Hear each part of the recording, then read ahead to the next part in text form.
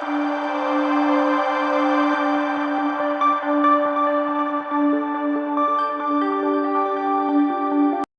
स्वागत है आपका मेरे YouTube चैनल में और मैं हूं आपके साथ डॉक्टर प्रदीप नेगी। दोस्तों, आज मैं आपको इस वीडियो में सबसे कॉमन जो समस्या है उसके बारे में बताने वाला हूं।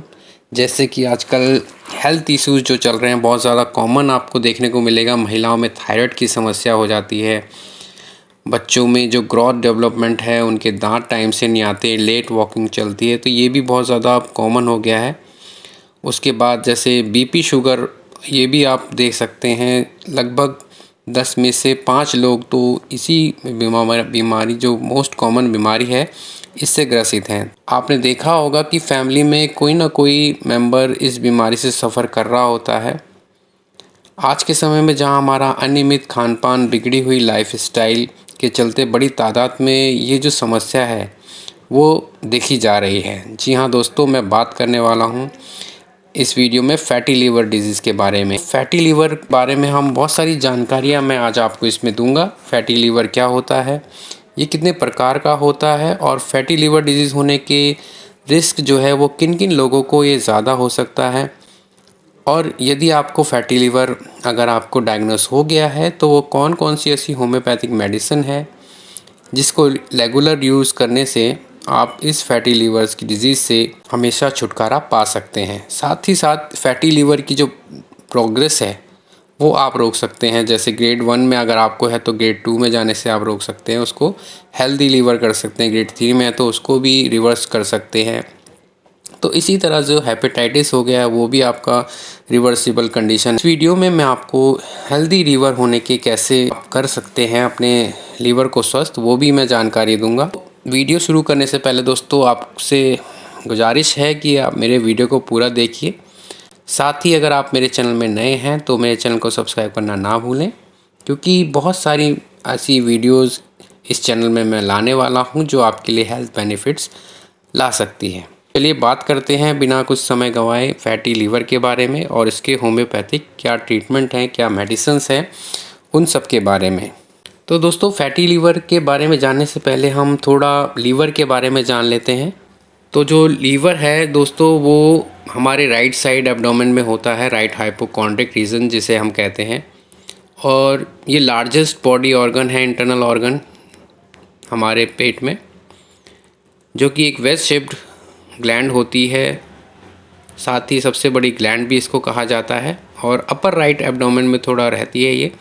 और इसके बहुत सारे ऐसे फंक्शन हैं, लगभग 500 से ज़्यादा वाइटल फंक्शन इसके पूरी बॉडी में रहते हैं, जिनमें से कुछ है क्रूशियल रहता है हमारे मेटाबॉलिज्म में, जो हमारे खाने की जो प्रक्रिया है, जिसमें खाना जो हम खाते हैं उसको एनर्जी में कन्वर्ट करने के लिए जो मेटाबॉलिज्म प्रोसेस होता है उसको ये रेगुलेट करता है। साथ ही जो हमारे खान पान में कोई टॉक्सिक आ जाता है तो उसको ये ब्लड से डिटॉक्सिफिकेशन करने में ये बहुत ज़्यादा महत्वपूर्ण भूमिका निभाता है। उसके साथ साथ ये कई ऐसे इम्यूनिटी फैक्टर्स हैं जो कि हमारी इम्यूनिटी को स्ट्रॉन्ग करते हैं, वो भी ये काम करता है।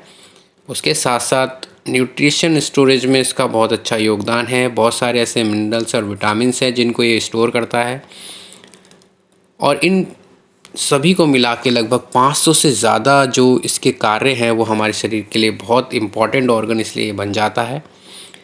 उनमें से कुछ है जैसे कि बाइल प्रोड्यूस करता है, और बाइल जो है वो हमारे जो हम फैट खाते हैं अपने खाने में उसमें डाइजेशन में बहुत ज़्यादा हेल्प करता है। कि ये ब्लड में जो शुगर है उसको रेगुलेट करता है, और कई ऐसे प्रोटीन्स हैं जैसे कि ब्लड क्लॉटिंग फैक्टर है जो हमारे ब्लड को क्लॉट होने से रोकता है। ऐसे बहुत सारे इसके इम्पॉर्टेंट फंक्शन हैं जो हम आगे डिस्कस करने वाले हैं। जैसा कि मैंने बताया, लीवर हमारे अपर राइट साइड में रहता है एब्डोमेन के, और एब्डोमेन कैविटी में ही रहता है, जस्ट हमारे डायफ्राम से नीचे रहता है, स्टोमक के टॉप पे रहता है और राइट किडनी के पास, और इंटेस्टाइन भी इसके कुछ भाग जो है वो इंटेस्टाइन के पास में आते हैं। क्योंकि जैसे आप देख सकते हैं पिक्चर में, राइट साइड एब्डोमेन में ये है, इसमें कुछ पार्ट स्टोमक से टच करता है, कुछ इंटेस्टाइन से और कुछ अपर डायफ्राम से। तो ये इसका स्ट्रक्चर है दोस्तों। राइट लोब इसका एक रहता है, 2 लोब रहते हैं, राइट और लेफ़्ट। उसके नीचे जस्ट गॉल ब्लैडर रहता है, जिसमें से कि गॉल स्टोन होता है, बाइल स्टोर होता है, जो ये बाइल बनाता है वो स्टोर होता है। और जब भी हम कोई ऐसी चीज़ खाते हैं, फैट खाते हैं या कुछ भी ऐसा खाते हैं, तो ये बाइल जो है वो सिक्रीट होकर हमारे इंटेस्टाइन में फर्स्ट पार्ट ऑफ ड्यूडेनम में जाता है और उसमें फैट डाइजेशन में हेल्प करता है। दोस्तों अब बात कर लेते हैं कुछ ऐसे फंक्शंस की जो है ये लीवर हमारे बॉडी में करता है। तो सबसे पहला जो इम्पोर्टेंट इसका फंक्शन है वो है डिटॉक्सिफिकेशन, क्योंकि ये ब्लड को जो फ़िल्टर करता है, कई टॉक्सिक जो हमारे ब्लड में रहते हैं उसको ये फ़िल्टर करता है। ऐसे कई हम ड्रग्स जो लेते हैं, जो हम मेडिसिन्स लेते हैं, हार्मफुल मेडिकल्स, उसमें केमिकल्स रहते हैं, तो उसको ये डिटॉक्सिफिकेशन करता है। अल्कोहल जो हमारे ब्लड में रहता है, जो हम कंज्यूम करते हैं, उसको ये डिटॉक्सिफिकेशन करता है। साथ ही साथ कुछ ऐसे वेस्ट प्रोडक्ट है जो इनको निकालने में सहायता करता है, जैसे कि बिलिरुबिन। के बाद सेकंड इसका मोस्ट इम्पॉर्टेंट फंक्शन होता है मेटाबॉलिज्म में, डाइजेशन की प्रोसेस होती है। उसमें से जो न्यूट्रिएंट्स निकलते हैं, जैसे कार्ब हो गया, फैट्स हो गए, प्रोटीन्स हो गए, उसके डाइजेशन में हेल्प करता है। साथ ही साथ ये ग्लूकोज जो है वो ग्लाइकोजन के रूप में स्टोरेज करता है और साथ ही साथ ये कोलेस्ट्रॉल प्रोड्यूस करता है। तो ये कुछ मेटाबॉलिज्म फंक्शन है इसके दोस्तों। इसके साथ साथ ये डाइजेशन में हेल्प करता है, क्योंकि ये बाइल का प्रोडक्शन करता है, जो कि फैट डाइजेशन और उसके एब्जॉर्प्शन में बहुत सहायता करता है। तो काफ़ी इसका इम्पॉर्टेंट रोल है डाइजेशन में।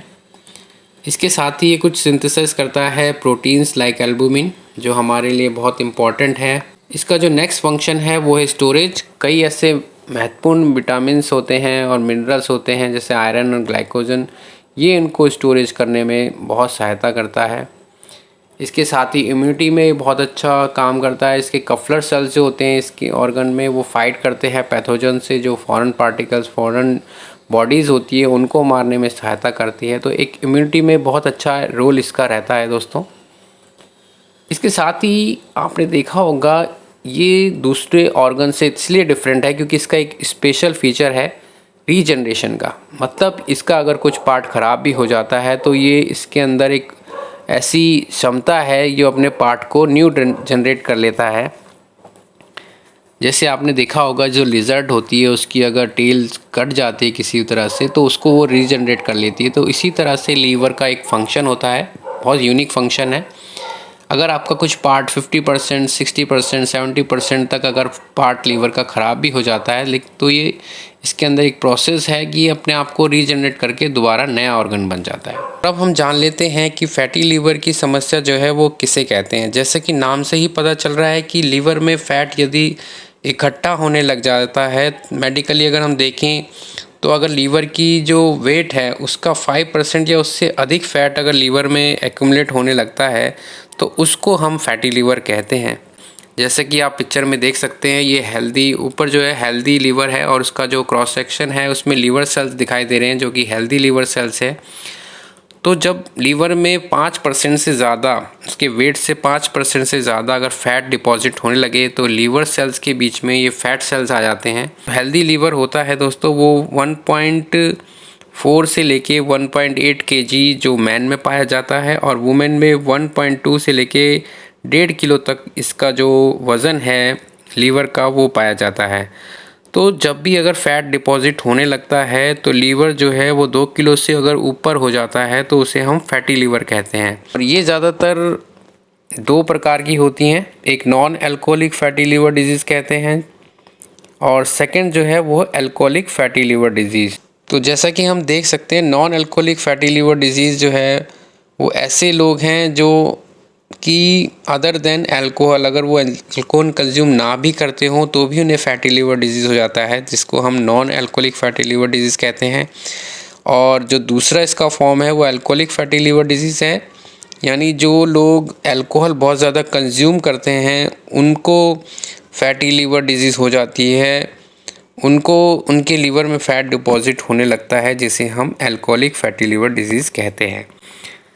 तो वैसे तो फैटी लीवर डिजीज़ कोई सिम्टम्स पैदा नहीं करता, लेकिन अगर इसका ध्यान ना दिया जाए तो ये आगे चलकर सिरोसिस होने लगता है लीवर का और उसके बाद लीवर डैमेज होने लगता है, लीवर कैंसर तक इसमें हो सकता है। दोस्तों अब जान लेते हैं फैटी लीवर रिस्क फैक्टर की। तो यानी कौन कौन ऐसे लोग हैं जो ज़्यादा उनको रिस्क रहता है फैटी लीवर डिजीज़ होने का।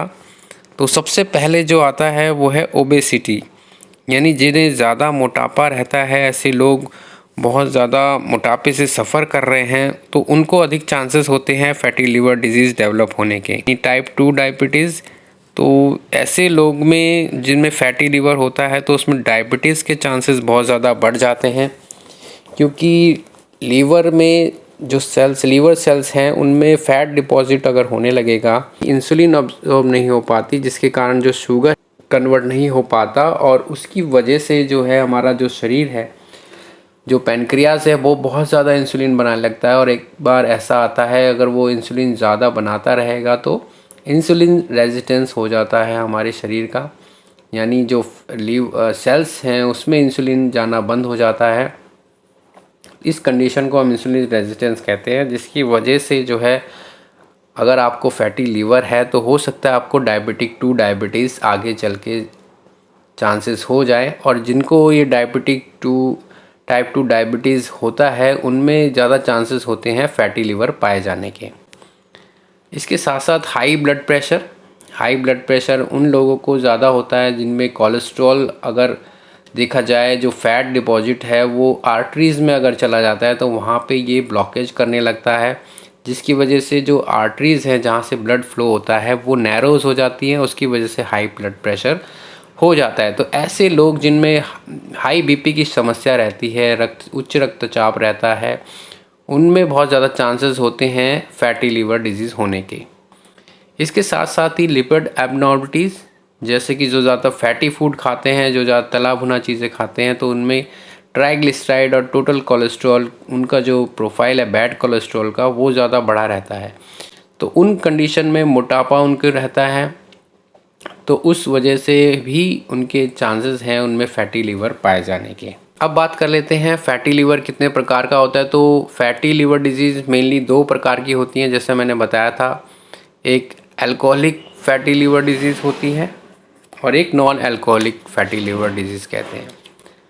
तो जो non alcoholic fatty liver disease है, यानी जो अल्कोहल कंज्यूम नहीं करते, जो लोग अल्कोहल कंज्यूम नहीं करते, तो उनमें भी फैटी लीवर पाया जाता है, जिसको हम non alcoholic fatty liver disease कहते हैं। तो फर्स्ट टाइप है वो जो है अल्कोहलिक फैटी लीवर डिजीज़, यानी जो लोग अल्कोहल का बहुत ज़्यादा सेवन करते हैं उनमें फ़ैट डिपॉजिट होने लगता है, तो उसको हम अल्कोहलिक फैटी लीवर डिजीज़ कहते हैं। तो ये 2 प्रकार के मेनली पाए जाते हैं फैटी लीवर डिजीज़। और जो अल्कोहलिक फैटी लीवर डिजीज़ है दोस्तों, अगर इसकी तरफ ध्यान ना दिया जाए और हम अल्कोहल कंज्यूम करते रहें तो वहाँ पे क्या होता है, इन्लार्जमेंट हो जाती है लीवर की, लीवर सेल डैमेज होने लगते हैं, इन्फ्लेमेशन उनमें होने लगती है। और अगर उसका और भी केयर ना किया जाए तो इन्फ्लेमेशन जो है वो इंजरी करने लगती है लीवर सेल्स को, वहाँ स्कारिंग हो जाती है। स्कार टिश्यू फॉर्मेशन के बाद वहाँ पे अल्कोहलिक हेपेटाइटिस की समस्या हो जाती है और धीरे धीरे ये स्वेलिंग जो है वो आगे चलकर सिरोसिस को जन्म देती है।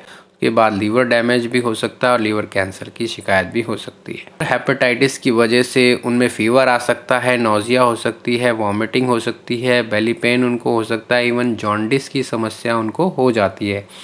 इसलिए कहते हैं ना कि जॉन्डिस अगर आपको है तो उसके बाद अगर अल्कोहल की आप कंज्यूम ज़्यादा करते रहेंगे तो ये फीटल मतलब आगे जाके लाइफ थ्रेटनिंग कंडीशन बन जाती है। और इसके साथ साथ ही आपको कुछ ऐसे लक्षण बहुत रेयर मिलते हैं। अगर फैटी लीवर डिजीज़ ग्रेड 1 या ग्रेड 2 आपको प्रोग्रेस हो रही है तो उसमें कुछ ऐसे सिम्टम्स आपको आने लगेंगे, जैसे कि राइट साइड एब्डोमेन में आपको डिस्कम्फर्ट महसूस होने लगता है, राइट हाइपोकॉन्ड्रिक रीजन में थोड़ा सा दर्द भी आपको महसूस हो सकता है। इसके साथ साथ ही आपको थोड़ा सा भी काम करते हैं उसमें ज़्यादा थकावट होती है, तो हो सकता है आपको फैटी लीवर डिजीज़ हो।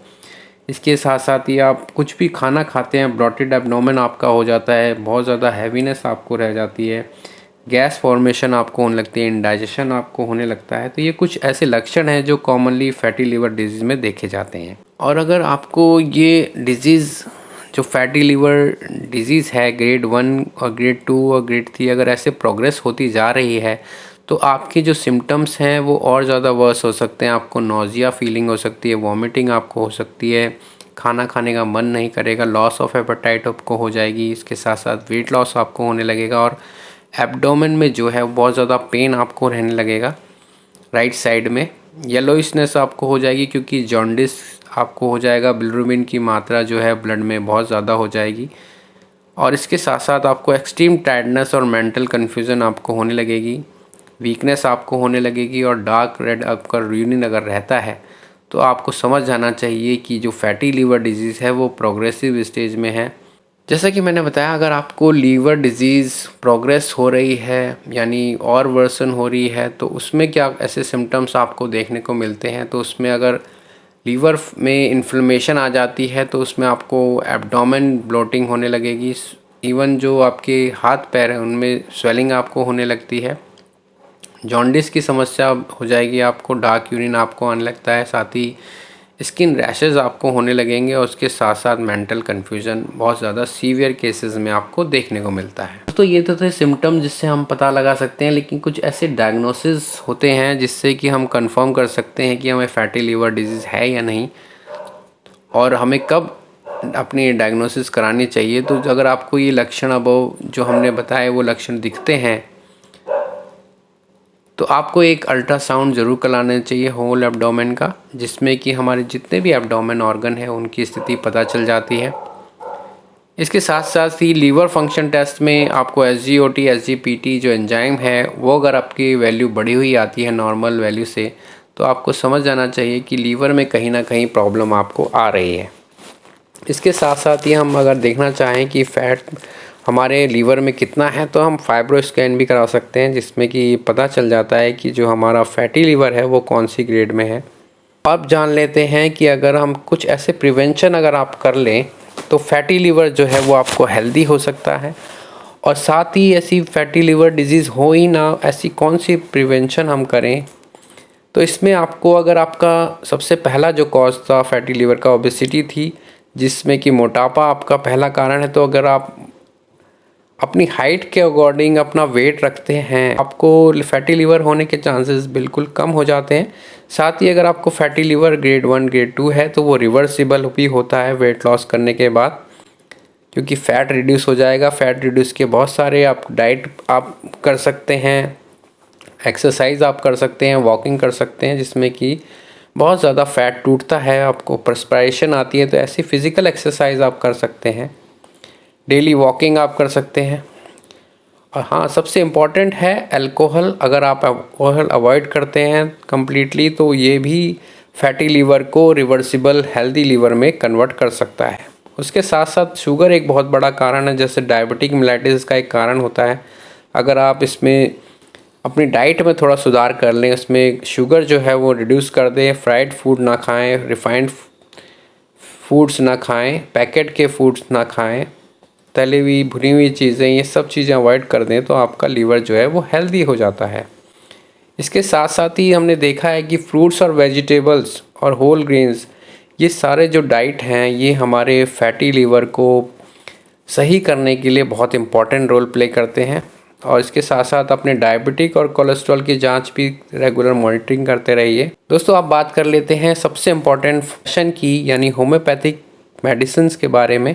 होम्योपैथी में इसका क्या इलाज है दोस्तों? होम्योपैथी में ऐसी बहुत सारी मेडिसिन्स आती हैं जो फैटी लीवर को ठीक कर सकती हैं दोस्तों।